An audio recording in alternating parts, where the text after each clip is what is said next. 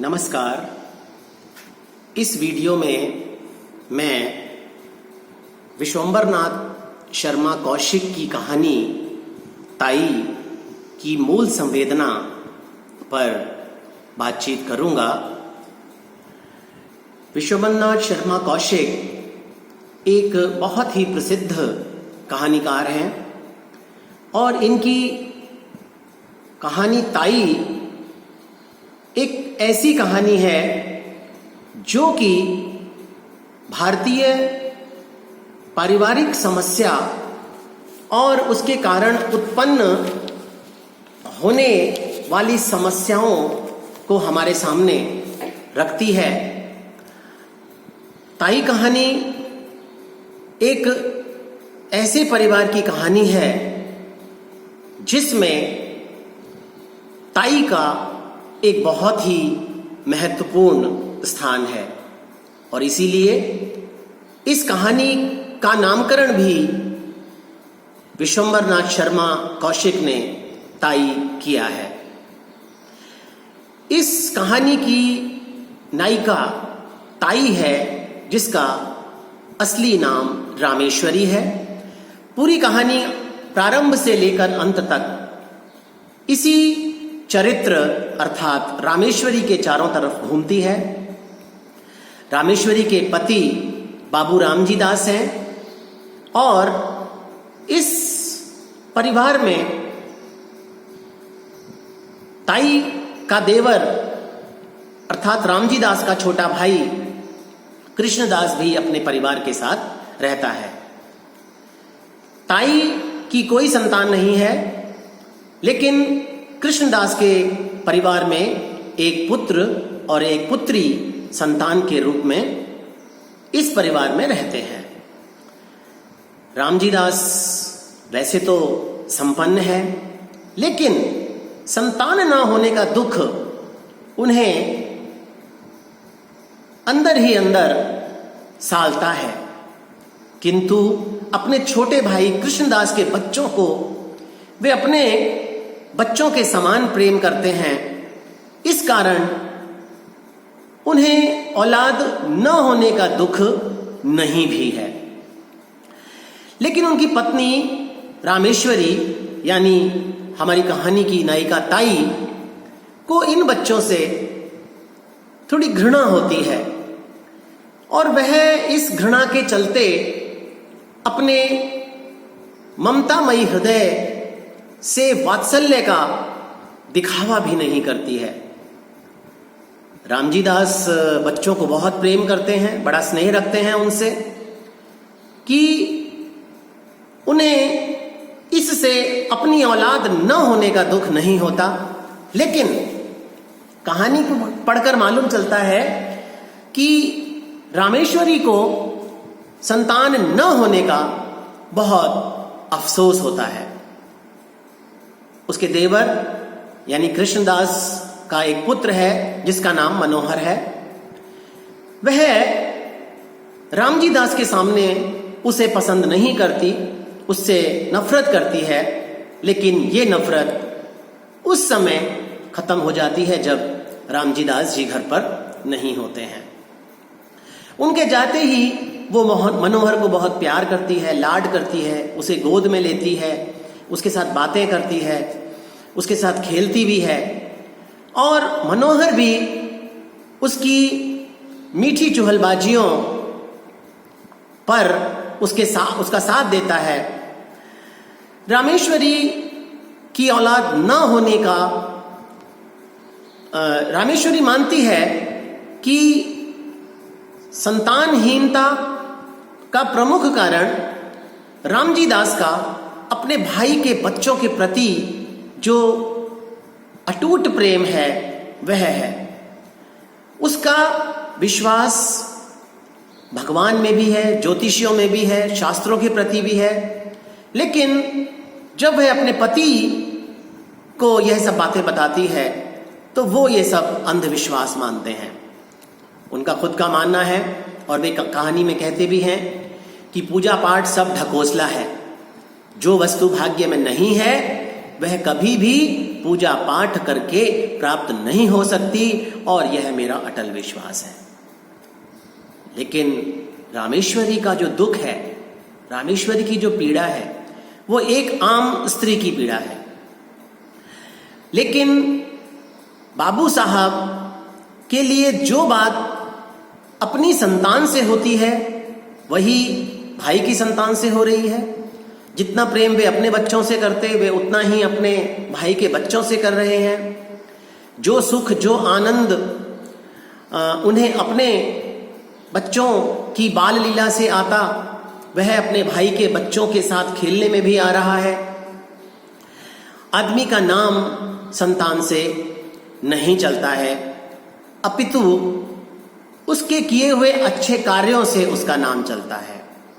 यह बात वे कहते हैं, और ये सच्चाई है कि रामेश्वरी को वे कहते भी हैं कि तुलसीदास और सूरदास आदि कवियों को सारी दुनिया जानती है।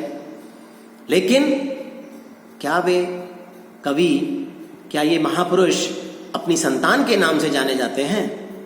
नहीं, वे अपनी संतान से नहीं, अपितु अपने सत्कर्मों से जाने जाते हैं। जिस संतान से किसी को अपना नाम चलने की आशा रहती है, वह संतान अपने माता पिता का उतना ही नाम डुबाती है। केवल सत्कार्य ही ऐसे हैं जिनसे माता पिता का, परिवार का, कुल का नाम रोशन होता है, और जिसमें कहीं भी नाम डूबने की आशंका नहीं रहती। ताई अर्थात रामेश्वरी कई बार अपने पति से कहती है कि शास्त्रों में यह उल्लेख मिलता है कि जिसका पुत्र नहीं होता उसे मोक्ष प्राप्त नहीं होता, उसकी मुक्ति नहीं होती। उसकी यह बात सुनकर पतिदेव कहते हैं कि मुझे तो मोक्ष में या मुक्ति में भी विश्वास नहीं है। मगर ये कैसे माना जाए कि जितने लोगों के पुत्र हैं उन्हें मोक्ष मिल जाता है? क्या जितने भी पुत्र वाले लोग हैं सभी की मुक्ति हो जाती होगी? उनका कहना है कि मुझे मुक्ति नहीं चाहिए। रामेश्वरी को माता बनने का सुख प्राप्त नहीं हुआ, लेकिन उसके हृदय में एक ममतामयी मां बनने की योग्यता पूरी थी। उसके दिल में एक ममतामयी माता होने के सारे गुण विद्यमान थे, लेकिन विकसित नहीं थे, अविकसित गुण थे। ताई का हृदय उस जमीन के समान है जिसमें बीज बो तो दिया गया था, लेकिन उसको सींचकर अंकुर के रूप में कोई जमीन से ऊपर नहीं ला पाया था। उसका मन बच्चों के प्रति आकर्षित होता था, बच्चों को देखकर वह खुश होती थी, लेकिन उसे अपने संतानहीन होने का बोध भी होता था, जो उसके मन में बच्चों के प्रति द्वेष भाव या घृणा का भाव पैदा कर देता था। इस द्वेष और घृणा की मात्रा उस समय बहुत ज्यादा हो जाती थी जब वह अपने पति को अपने देवर के बच्चों के साथ खेलते हुए देखती थी। लेखक ने इन सारी पारिवारिक विसंगतियों को प्रकट किया है और यह भी बताया है कि व्यक्ति का मन बहुत ममत्व भरा होता है। उसके हृदय में ममता का और प्रेम का सागर होता है।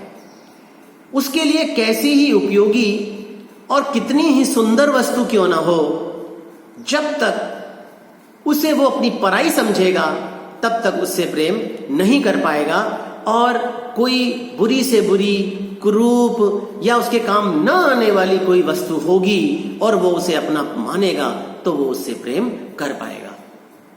पराई वस्तु कितनी ही मूल्यवान क्यों ना हो, कितनी ही उपयोगी क्यों ना हो, कितनी ही सुंदर क्यों ना हो, उसके नष्ट होने पर मनुष्य जरा सा भी पीड़ा महसूस नहीं करता, क्योंकि वह उसे अपनी वस्तु मानता ही नहीं है, वह वस्तु पराई है। और अपनी वस्तु चाहे कितनी ही बेकार हो, काम में न आने वाली हो, भद्दी हो, उसके नष्ट होने पर मनुष्य के मन में दुख उत्पन्न होता है, क्योंकि वह उसकी अपनी चीज है। ऐसा अक्सर होता है कि मनुष्य दूसरी चीज, पराई चीज से भी प्रेम करने लगता है, और ऐसी दशा में, ऐसी स्थिति में जब तक यह विचार दृढ़ नहीं हो जाता कि वो वस्तु मेरी है, तब तक उसे संतोष नहीं होता है। इसलिए ममत्व से प्रेम उत्पन्न होता है और प्रेम से ममत्व उत्पन्न होता है। इन दोनों को यदि हम अलग करना चाहें तो ये अलग नहीं हो सकते। रामेश्वरी अपने देवर के पुत्र मनोहर के साथ एक दिन छत पर थी।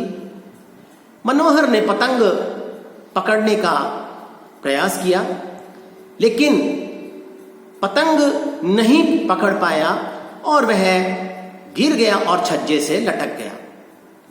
तब उसने घबराकर वहीं उपस्थित रामेश्वरी को आवाज लगाई। वो चिल्लाया, मुझे बचाओ। रामेश्वरी ने देखा कि मनोहर छज्जे से लटका हुआ है। रामेश्वरी ने उसे खींचने के लिए हाथ बढ़ाया, लेकिन वो सफल न हो सकी और मनोहर सीधे ही आंगन में गिर गया।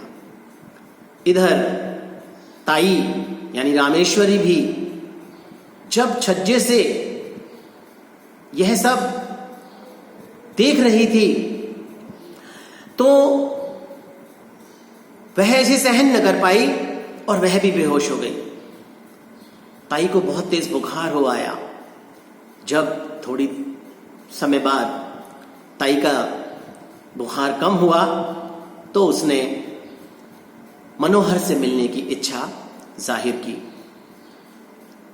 अब एक ऐसी स्थिति उत्पन्न होती है कि रामेश्वरी के मन में, ताई के मन में मनोहर के प्रति द्वेष और घृणा खत्म हो जाती है। उसके हृदय में प्रेम का बीज अंकुरित हो गया।